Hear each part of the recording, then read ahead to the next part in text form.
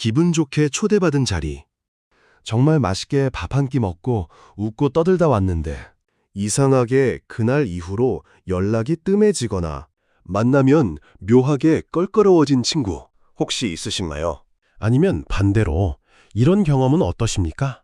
며칠 전부터 관절염 약을 챙겨 먹어가며 무거운 장바구니를 들고 밤새 핏물 빼며 갈비찜을 끓이던 시간, 허리가 끊어질 듯 아파도 귀한 손님들 대접할 생각에 콧노래가 절로 났습니다. 그런데 왁자지껄했던 손님들이 모두 돌아가고 난 뒤 식어버린 갈비찜 국물 위로 하얗게 기름이 뜨는 걸 멍하니 바라보며 가슴 한구석에 시퍼렇게 멍이 든 적 다들 한 번쯤은 겪어보셨을 겁니다. 내가 왜 사서 이 고생을 했을까? 다시는 내 집에 사람 들이지 말아야지. 후회와 섭섭함이 밀려오는 그 쓸쓸한 밤. 선배님들, 그동안 참 고생 많으셨습니다. 좋은 마음으로 내 공간과 시간, 돈을 베풀고도 상처받는 일, 이제는 단호하게 끊어내야 하지 않겠습니까? 제가 선배님들의 그 억울하고 헛헛한 마음 오늘 속 시원하게 풀어드리겠습니다. 대한민국 5060에게 집이라는 공간은 그저 잠을 자고 밥을 먹는 콘크리트 상자가 아닙니다. 이 집 한 채 장만하려고 우리 선배님들 어떻게 사셨습니까? IMF의 혹독한 칼바람을 온몸으로 맞고 자식들 대학 등록금 대느라 입고 싶은 옷, 먹고 싶은 것 다 참아가며 내 청춘과 젊음을 통째로 갈아 넣어 만든 세상에서 가장 거룩한 인생의 성벽이자 훈장입니다. 베란다에 놓인 화분 하나, 낡았지만 반질반질한 거실장 하나에 수십 년의 눈물과 사연이 깃들어 있죠. 그런데 우리는 친하다는 이유로, 때로는 널 위해 하는 소리라는 얄팍한 핑계로 남의 집 거실 한가운데서 가장 예민한 영린을 너무 쉽게 내뱉곤 합니다. 명심보감 언어편에 이런 말이 있습니다. 입은 사람을 상하게 하는 도끼요. 말은 혀를 베는 칼이라는 뜻입니다. 남의 귀한 성벽 안으로 초대받아 들어가서 칭찬과 덕담이라는 꽃을 놓고 오지는 못할 망정 도끼를 휘두르고 칼을 꽂고 오는 사람들이 너무나 많습니다. 오늘 저와 함께 평생의 인연을 단 한 번의 방문으로 끊어버리는 한국형 집들이 금기어 탑5의 실체를 낱낱이 파헤쳐 보겠습니다. 이 5가지만 조심하고 또 방어할 줄 알아도 우리의 남은 인간관계는 품격 있게 걸러지고 훨씬 더 우아해질 겁니다. 첫 번째 금기어입니다. 야, 너희 집 요즘 피가 얼마나 붙었어? 이 동네 요새 집값 많이 떨어졌다던데 산 가격은 건졌어? 현관문을 열고 들어와 집 구경을 쓱 마치고는 거실 소파에 가장 먼저 엉덩이를 붙이자마자 묻는 이 한마디. 정말 많은 분들이 관심이라는 포장지를 씌워 무심코 던지시죠. 하지만 선배님들, 이 말은요, 남의 안방에 흙발로 걸어 들어가는 것과 똑같은 최악의 무례입니다. 한국인에게 집값은 내 인생 전체를 평가받는 가장 예민하고 아픈 손가락입니다. 만약 영끌에서 샀는데 집값이 떨어졌다면 어떨까요? 매달 이자 갚느라 허리가 휘는 집주인의 가슴에 아주 시퍼런 비수를 꽂고 굵은 소금을 팍팍 뿌리는 격입니다. 반대로 집값이 크게 올랐다면 진심으로 축하해 줄까요? 아유, 좋겠다. 너는 가만히 앉아서 돈 벌었네. 속으로는 묘한 시샘을 하며 졸지에 집주인을 땀 흘려 일하지 않은 불로소득자 취급을 해버립니다. 한 50대 구독자님의 사연입니다. 없는 형편에 대출 꽉꽉 채워 겨우 마련한 첫 내 집. 집들이에 온 친구가 대뜸 부동산 정책 운운하며 여기는 학군이 별로라 나중엔 안 오를 텐데 이 한마디를 던지더랍니다. 그날 밤 아내가 소리 없이 우는 뒷모습을 보며 다시는 그 친구를 안 보리라 다짐하셨다고 해요. 내 평생을 바쳐 마련한 소중한 보금자리입니다. 그 집의 가치를 돈으로만 숫자로만 평가받을 때 집주인은 한순간에 투자 실패자가 되거나 졸지에 눈치 보여 입을 다물어야 하는 죄인이 됩니다. 집은 주식 계좌가 아닙니다. 숫자가 오르락내리락하는 전광판이 아니란 말입니다.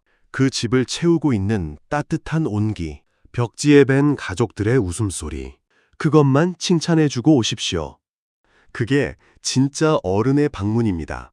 두 번째 금기어입니다. 애들은 언제 장가간대? 취직은 했고? 아이고, 쟤네 집 손주는 벌써 뛰어다닌다던데. 남의 집에 와서 자식 안부를 묻는 것, 우리는 흔히 정이고 어른으로서 당연한 관심이라 생각하죠. 하지만 5060 선배인데 이 질문은 가장 편안해야 할 거실 한가운데서 주인에게 자식 농사 성적표를 억지로 까보라는 것과 같습니다. 요즘 우리 자녀들 얼마나 팍팍한 세상 삽니까? 취업문은 바늘구멍이고 집값은 천정부지라 결혼은 꿈도 못 꾸죠. 내 마음대로, 내 뜻대로 되지 않는 게 자식 인생입니다. 자식 문제로 속 안 썩는 부모가 세상에 어디 있겠습니까? 그런데 기분 좋게 차려놓은 밥상머리에서 우리 아들은 이번에 대기업 과장 달았잖아. 우리 며느리는 벌써 둘째가 졌대. 이런 비교와 자랑까지 은근슬쩍 더해진다면 그날 차려낸 갈비찜은 순식간에 모래알처럼 껄끄러워집니다. 가장 화목해야 할 밥상머리가 순식간에 숨막히는 청문회장으로 바뀝니다. 집주인은 죄인처럼 고개를 숙이고 대충 웃어넘기며 속으로 피눈물을 삼키게 되죠. 동양의 지혜를 담은 장자의 이런 가르침이 있습니다. 뱁새가 깊은 숲속의 둥지를 틀어도 나뭇가지 하나면 충분하다. 각자의 삶의 속도와 그릇이 다 다르다는 뜻입니다. 내 자식이 잘난 것은 내 복이지 남의 집 거실에서 휘두를 무기가 아닙니다. 자식 이야기는 주인이 편안하게 먼저 꺼내기 전까지 절대 먼저 묻지 마십시오. 그 묵직한 침묵과 기다림이야말로 진짜 성숙한 어른이 보여줄 수 있는 최고의 배려입니다. 세 번째 금기어. 듣기만 해도 참 씁쓸해지는 말입니다. 이 아파트 브랜드가 요즘은 좀 인기가 덜하지? 요즘은 다 신축 살던데 구축이라 겨울에 춥진 않아? 여기는 주차하기가 참 불편하네. 현관 들어올 때부터 집안 곳곳을 스캔하듯 훑어보더니 아파트 브랜드와 지어진 연도로 사람의 급을 나누는 태도, 정말이지 가장 질이 나쁜 K-아파트 문화의 민낯입니다. 그 잔인하고 천박한 잣대를 제발 남의 거실까지 끌고 들어오지 마십시오. 이 집이 어떤 집입니까? 비가 오나 눈이 오나 태풍이 부나 내 새끼들, 내 가족을 세상에서 가장 안전하고 따뜻하게 품어준 곳입니다. 철 따라 도배장판 새로 하고 베란다에 화분 하나하나 정성껏 가꾸며 무릎 꿇고 손걸레질로 반질반질하게 닦아온 주인의 땀방울이 서린 신성한 삶의 터전이란 말입니다. 그 거룩한 공간을 단지 오래됐다, 유명 브랜드가 아니다라는 이유로 단번에 급 낮은 곳으로 비하하는 무례함, 속에 뻔히 보이는 우월감을 포장하려 드는 얄팍한 심리. 선배님들, 남의 아파트 연식 흉보고 다니는 사람치고 본인 인생 제대로 내실 있게 사는 사람 드뭅니다. 그런 말을 내뱉는 사람의 인성이야말로 가장 재건축이 시급한 깡통 같은 상태 아니겠습니까? 누가 뭐래도 내가 발 뻗고 자는 내 집이 최고입니다. 위축될 필요 전혀 없습니다. 당당하게 선배님의 공간과 역사를 자랑스러워 하십시오. 네 번째 금기어입니다. 이것도 참 은근히 스트레스 받게 만드는 불청객 유형이죠. 어머, 현관문 열자마자 거울이 보이면 복이 다 나갔나던데? 소파 방향이 이게 아니지. 이러면 밑으로 숨에 글러서 아파. 해바라기 그림 하나 걸어놔야 돈이 들어오지. 남의 집에 와서 가구 배치가 틀렸다, 풍수가 안 좋다며 혀를 차는 분들, 본인은 좋은 뜻으로 조언한다고 착각하지만 덕담을 가장한 이런 훈수는 사실 저주와 다를 바가 없습니다. 집주인이 이사 오면서 며칠 밤낮을 고민하고 가장 동선이 편안하게 내 눈에 가장 예쁘게 꾸민 공간입니다. 그런데 그 어설픈 지식 한마디로 주인의 안목을 무시하고 멀쩡하게 잘 살고 있는 집에 괜한 찝찝함과 불안감만 턱하니 던져놓고 갑니다. 불교의 일체유심조라는 말이 있습니다. 모든 것은 오로지 마음이 지어낸다는 뜻이죠. 풍수지리 명당이 따로 있는 게 아닙니다. 남의 집 수맥, 지맥 걱정하면서 오지랖 부리기 전에 본인 꼬여버린 인간관계, 그 인맥이나 똑바로 챙기라고 속으로 크게 외치십시오. 내 집의 주파수는 내가 맞추는 겁니다. 동서남북 어디를 향하든 소파가 어디에 있든 내가 앉아서 편안하고 내 마음이 평화로우면 그곳이 바로 돈이 들어오고 복이 쏟아지는 천하의 명당입니다. 남의 어설픈 훈sun에 내 소중한 공간의 기운을 절대 흔들리게 두지 마십시오. 마지막 5번째 금기어입니다.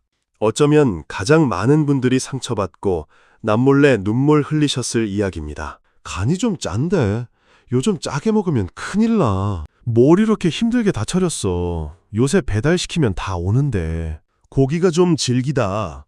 어디서 샀어? 한국 사회에서 내 집에 손님을 초대해 밥을 대접한다는 것, 이것은 단순한 식사가 아닙니다.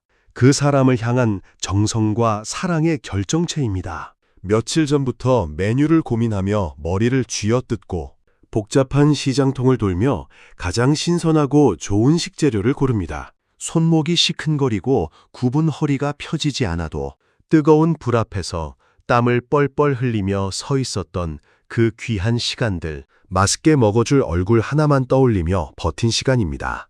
그런데 그렇게 차려낸 음식을 입맛대로 평가하고 시켜 먹지 그랬어 라며 그 수고를 헛수고로 치부해버리는 것. 이것은 주인의 진심을 갈기갈기 찢어버리는 아주 잔인하고 무례한 언어폭력입니다. 음식이 좀 짜면 어떻고 싱거우면 어떻습니까? 고기가 조금 질기면 또 어떻습니까? 남의 집 밥상에 앉았으면 그저 정말 맛있게 잘 먹었다. 차리느라 너무 고생했다. 이 두 마디면 충분한 겁니다. 선배님, 그동안 굽은 허리로 남들 챙기고 밥상 차려내시느라 정말 너무너무 고생 많으셨습니다. 내 정성을 당연한 권리인 양 여기고 함부로 평가하는 사람에게 더 이상 감정 낭비, 시간 낭비, 내 귀한 돈 낭비하지 마십시오. 여러분이 차려낸 그 밥상은 그 자체로 완벽하고 존중받아 마땅합니다. 선배님들, 오늘 저와 함께 짚어본 5가지 금기어, 혹시 이야기를 들으시면서 지난 쓰라린 기억들이 떠올라 가슴 한구석이 쿡쿡 쑤시고 답답해지진 않으셨나요? 그래, 그때 내가 바보같이 웃어 넘겼지. 왜 속 시원하게 한마디 못했을까? 자책하지 마십시오. 선배님이 착해서 정이 많아서 참으셨던 겁니다. 하지만 이제는 다릅니다. 더 이상 무방비하게 상처받지 마시고 당당하게 마음의 방패를 드셔야 합니다. 누군가 내 소중한 성벽 안에 들어와 함부로 선을 넘는다면 이제는 어색하게 웃어넘기지 마십시오. 단호하게 하지만 우아하게 거리를 두십시오. 아유, 걱정은 고마운데 우리 집 일은 우리가 알아서 할게. 오늘은 기분 좋게 밥 먹는 자리니까 아픈 얘기는 그만하자. 이렇게 부드러운 미소 뒤에 단단한 철벽을 치는 겁니다. 나의 역사와 정성을 존중하지 않는 사람에게 더 이상 내어줄 거실 한 편은 없습니다. 내 집의 주인은 나이고 내 인간관계의 주도권도 나에게 있습니다. 선배님들, 남은 우리네 인생, 나를 진심으로 아껴주는 좋은 사람만 곁에 두고 서로 칭찬하고 위로하며 웃고 살기에도 우리의 시간은 턱없이 모자랍니다. 나를 피곤하게 만들고 끊임없이 나를 깎아내리는 불편한 인연. 이제 그만 과감하게 가지치기 하십시오. 인연을 끊어낸다고 내 인생이 무너지지 않습니다. 오히려 내 마음이 편안해지고 나를 있는 그대로 존중해주는 진짜 맑은 인연들만 남게 될 것입니다. 오늘 5060 지혜의 숲이 전해드린 이 긴 이야기가 선배님들의 묵은 체증을 싹 내려가게 하고 다친 마음을 보듬어주는 따뜻한 연고가 되었기를 바랍니다. 앞으로는 얄팍한 인간관계 때문에 혼자 방에서 끙끙 앓지 마십시오. 저희가 선배님들의 가장 앞장서는 든든한 방패가 되어 인생의 치트키와 비책들을 마구마구 풀어드리겠습니다. 지금 바로 구독과 좋아요를 꾹 눌러주시면 세상에서 가장 속 시원하고 명쾌한 지혜를 들고 제가 제일 먼저 선배님 댁으로 달려가겠습니다. 선배님, 여러분의 인생 2막은 지금부터가 진짜 시작입니다. 가장 눈부시고 평안한 날들은 아직 오지 않았습니다.